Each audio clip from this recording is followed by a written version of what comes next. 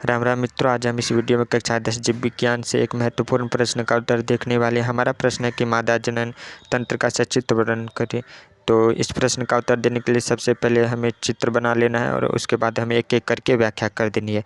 हमें व्याख्या में लिखना है कि मादा का जनन अंग नर के जनन अंगों से काफ़ी जटिल संरचनाएँ होती है। इसमें प्रमुख अंग भाग लिखते हैं, जिसमें पहला अंग है अंडाशय। अंडाशय के संबंध में लिखेंगे कि यह मादा का प्रथम लैंगिक जनन अंग होता है, जिसकी संरचना अंडाकार होती है। संख्या एक जोड़ी जो उदर गुहा के अंदर स्थित होता है।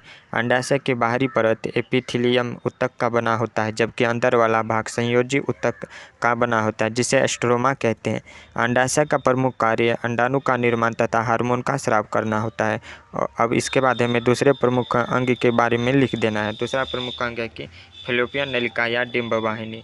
तो इसके संबंध में लिखेंगे यह गर्भाशय के ठीक ऊपर अलग बगल भाग में स्थित होता है, जिसकी संख्या एक जोड़ी होती है, यानी कि इसकी संख्या भी एक जोड़ी होती है, जैसे अंडाशय की संख्या एक जोड़ी थी। तो मादा का निषेचन क्रिया इसी में संपन्न होता है। फैलोपियन नलिका एक सिरा गर्भाशय की दीवार से जुड़ता है, जबकि दूसरा सिरा अंडाशय के बगल में उंगलीनुमा संरचना बनाता है, जिसे हम झालर कहते हैं। इसका प्रमुख कार्य अंडाणु को पकड़ना होता है, यानी कि झालर के द्वारा यह अंडाणु को पकड़ता है।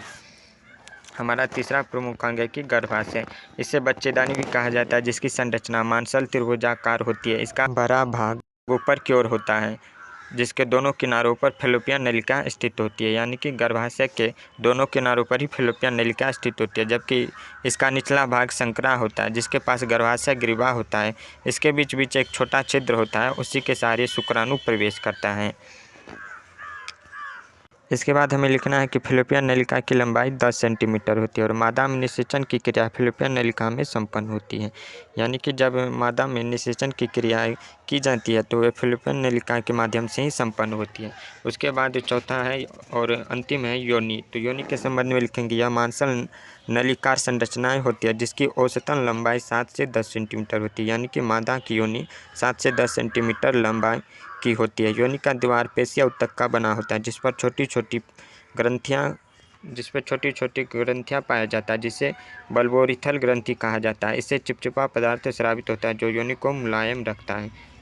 मित्रों, इस प्रश्न का उत्तर हमें इस प्रकार से एक एक करके व्याख्या सहित लिख देना है। सबसे पहले हमें चित्र बना लेना है और उसके बाद एक एक करके व्याख्या सहित लिख देना है। इस प्रकार से हम यदि इस प्रश्न का उत्तर देते हैं तो एग्जाम में 5 अंक हमें प्राप्त हो जाएंगे। तो यदि आपको यह वीडियो अच्छी लगी तो वीडियो को लाइक कर दीजिएगा और चैनल को सब्सक्राइब कर दीजिएगा। मिलते हैं अगले वीडियो में, तब तक के लिए राम राम, जय श्री कृष्ण।